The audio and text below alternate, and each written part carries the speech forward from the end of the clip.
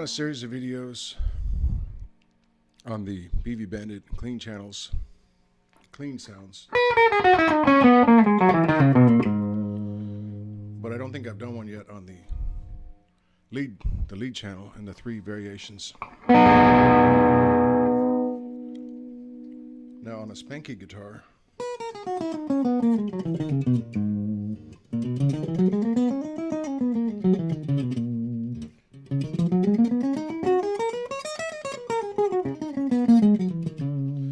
or any guitar with this kind of tone cap, it's I believe it's a 0.33 UF, which is very high. A 0.047 UF being considered a strong one, and oftentimes 0.022 UF being a standard. So a 0.33, not 0.033, but 0.33, that's something like 8 times a 0.047.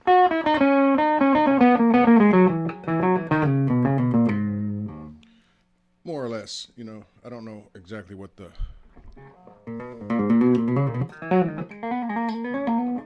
math is. Anyway, so this is what I would kind of use as my baseline clean sound.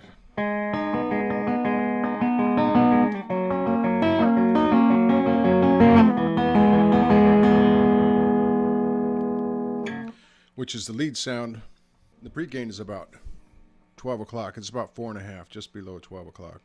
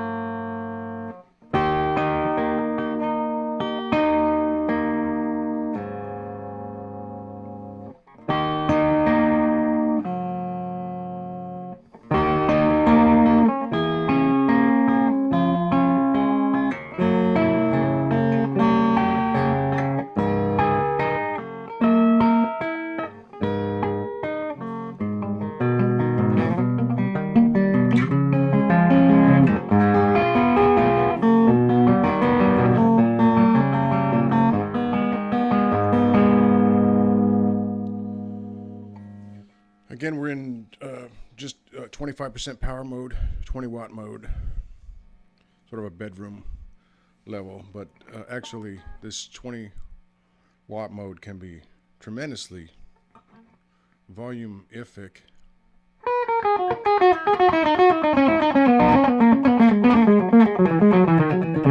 Volume-tastic, volume-tific. The post gain was on 2 there.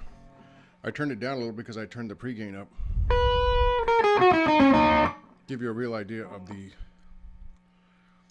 of the drive.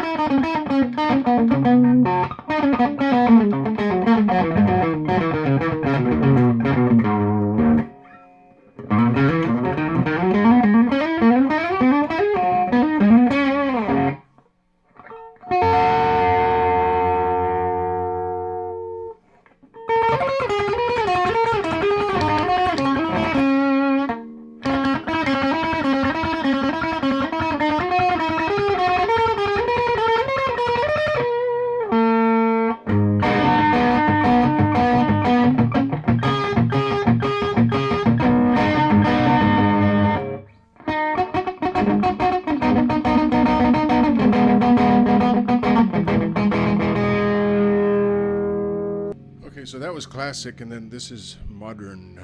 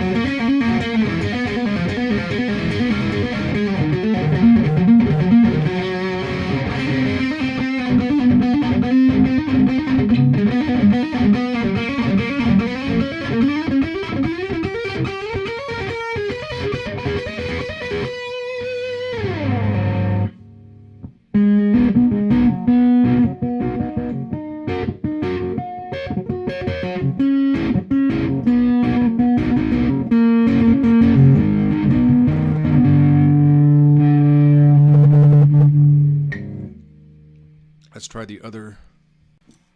Okay, so I think this is supposed to be like a Marshall or something. It's a high gain.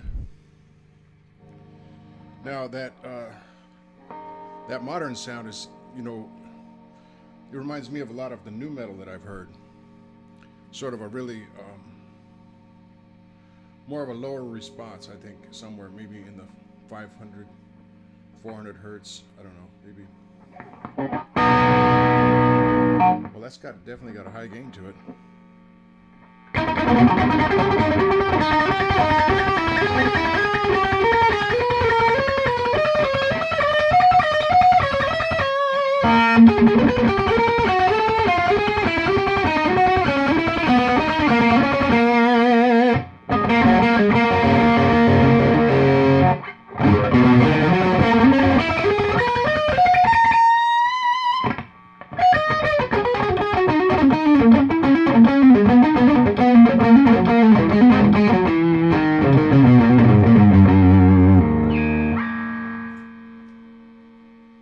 Okay, the mic in front of the amp is clipping. So I've probably gotten a little louder than I intended to. But there's quite a bit of volume. You could even on this 20 watt mode, 25% power, I think you could gig. Because the reason I think that is because the post gain was only at 2.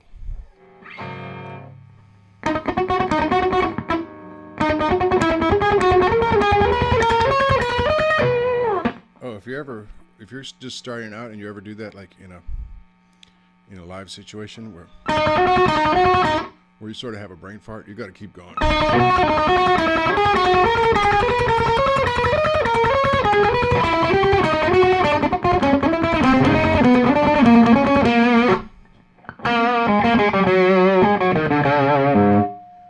Okay, it's still. I'm looking at the light over here. It's still clipping on the amp, so I don't know how this is going to sound. I mean, it's coming through here, right? I'm trying to get sort of a stereo sound.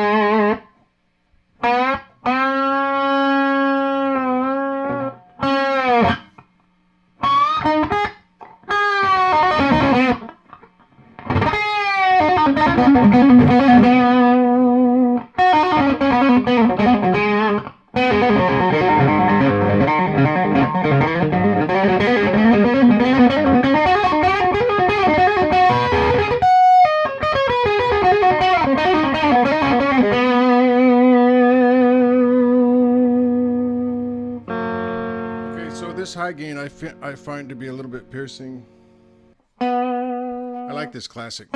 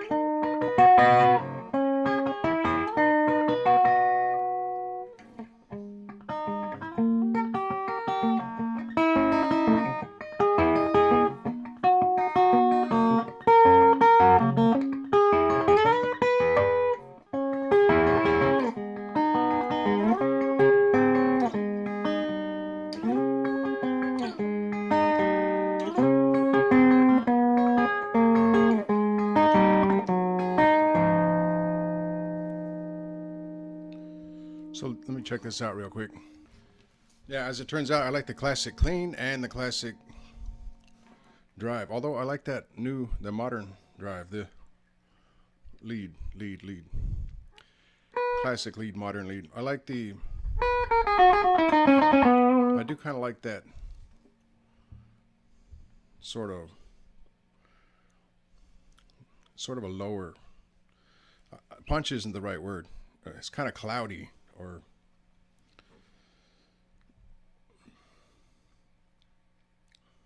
yeah, it's like or it's like a big piece of wool.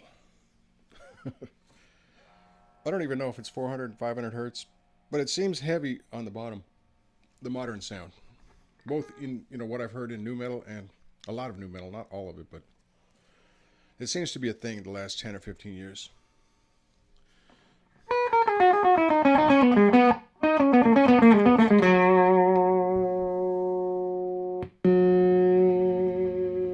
Wow, it's a lot louder. You hear that?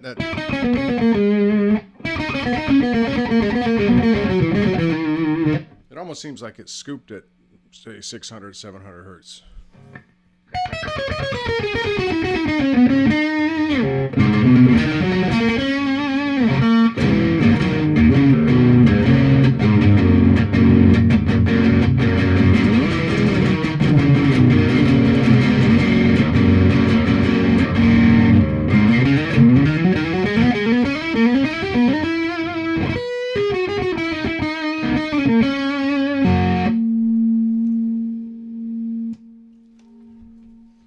I like the classic though.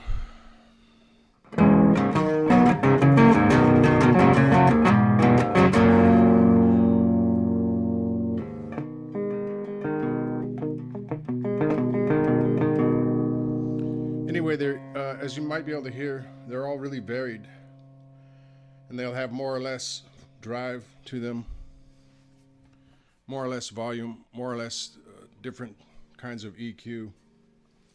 But kind of back where we started with this video, this is sort of the baseline clean that I would expect from this amp. I wouldn't bother with a foot switch, that's just me. I would just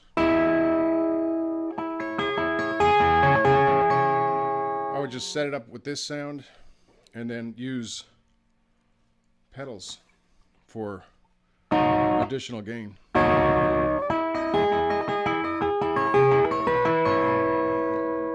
And then when I need something sort of rolled off,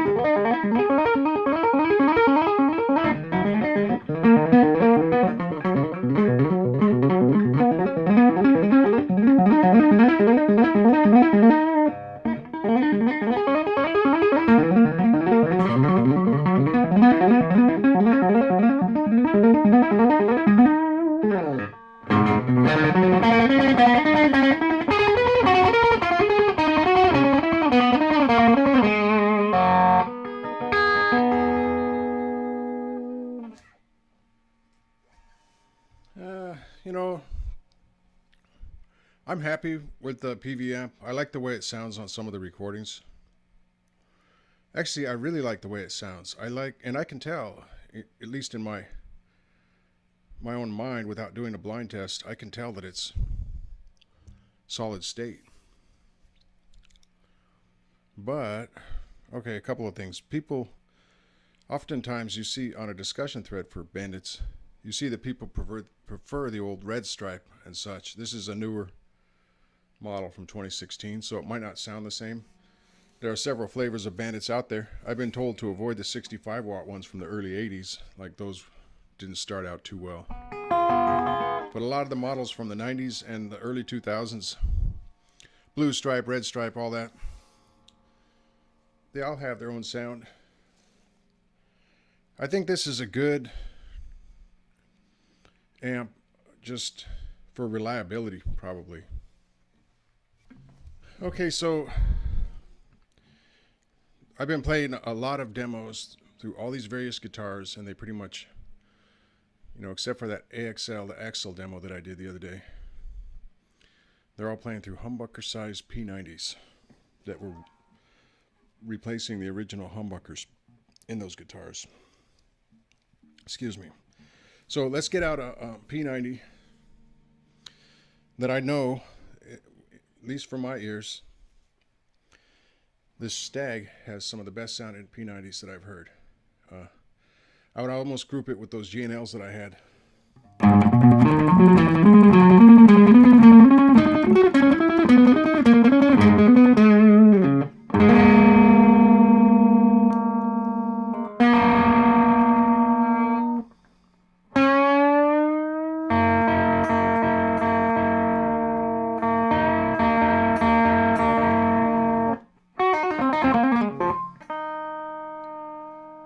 Well, let's tune up.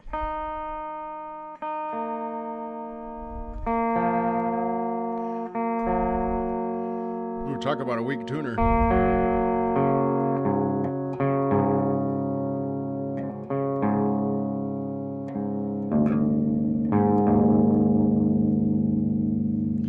Okay, so this Stag has like a Les Paul, like it's a fat feeling neck from side to side.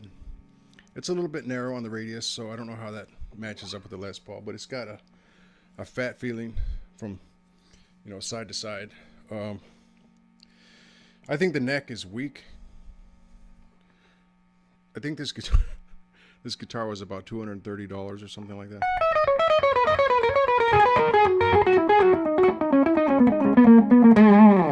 One of the cheaper ways, you know, you got your Epiphone that they always sell for $100 at Guitar Center. That's a cheap way to get into P90s. That guitar is probably cheaper than this one. Although a guy did an interesting experiment with that. Now I'm off on all kinds of tangents. Some guy put all these vintage Gibson electronics into one of those Epiphones, and it was brilliant. His name was The Finn, I think.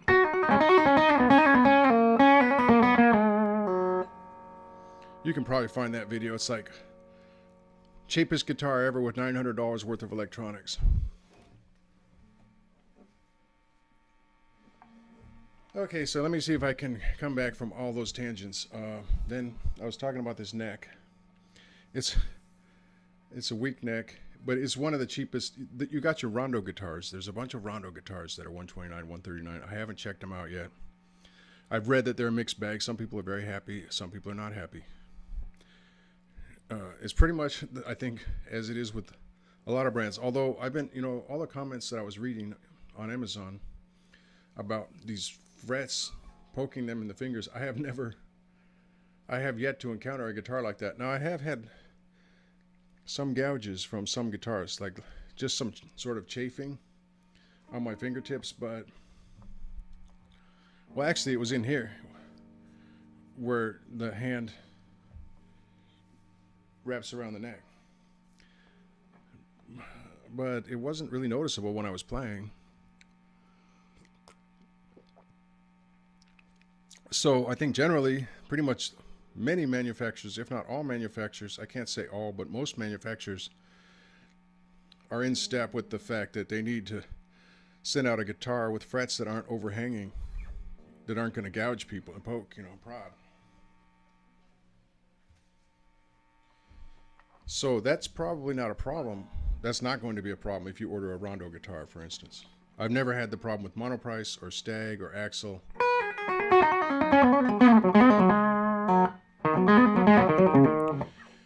Anyway, okay, so you put aside the Epiphones that you buy at Guitar Center, the Les Paul Jr. with the two P90s for $100. You put aside the Rondo guitars. There's your Revell Q90. And this here, there's an Archer for, I think, 180. It's sort of a tele with... It's just a funny guitar. Obviously, it makes me laugh. Then there's a Stag that's got... it's a tele with a standard pickup and then a P90 in the neck. So in long way, the last 5 minutes I've been trying to tell you that this Stag for about $230 is one of the cheaper ways to get into a guitar loaded up with P90s. But if you're going to spend $230, you might as well spend $299 and get a G&L Ascari. That thing rocks. I've sold probably 30 guitars or given them away. Because let's face it, the resale market for a lot of these off brands is virtually nil. Guitar Center doesn't want anything to do with them. The only guitars that Guitar Center will touch from made in China are their own Mitchells.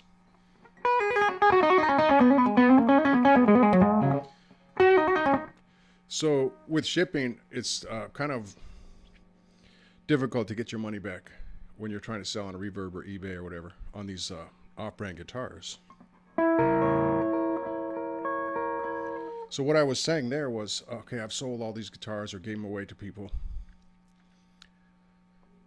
And there's like 5 or 6 guitars out of, say, 35 guitars that I kind of regret having gotten rid of. And that would include all 3 of the G&Ls that I've had in the last year. And that Ascari is just an insane deal for $299. If you're into P90s especially. But it is a 24 3/4. It's sort of a Gibson scale, so that might deter some people from getting it. I actually liked that. This one might be the same scaling.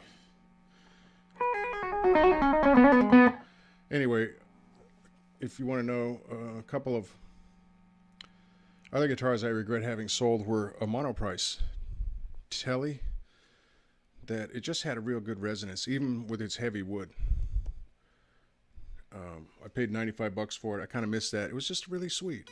And what's weird is I got another Tele from them. The Retrovision series is what they call them. I got one in metallic blue. I got to go to work. Bummer. Anyhow, the difference here is not great.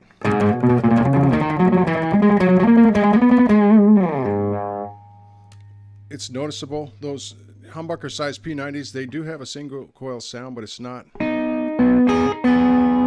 I don't think it exactly mimics a P90, in a soap bar style. Yeah, I really have to get going.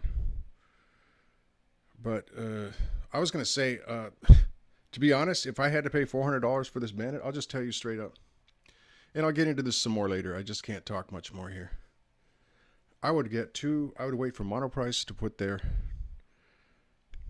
tube amps on sale. I would get 2 of them for $199 a piece, $400.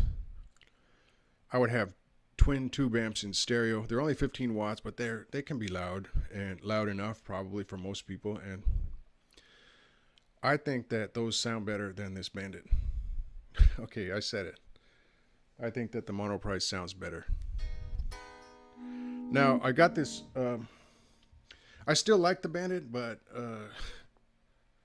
it's not all it was cracked up to be. Now it could be partly the pickups and stuff.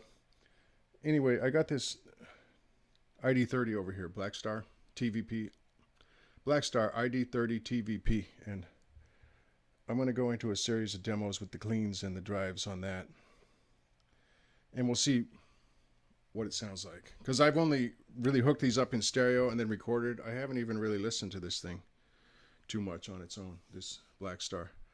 Okay, I really have to go.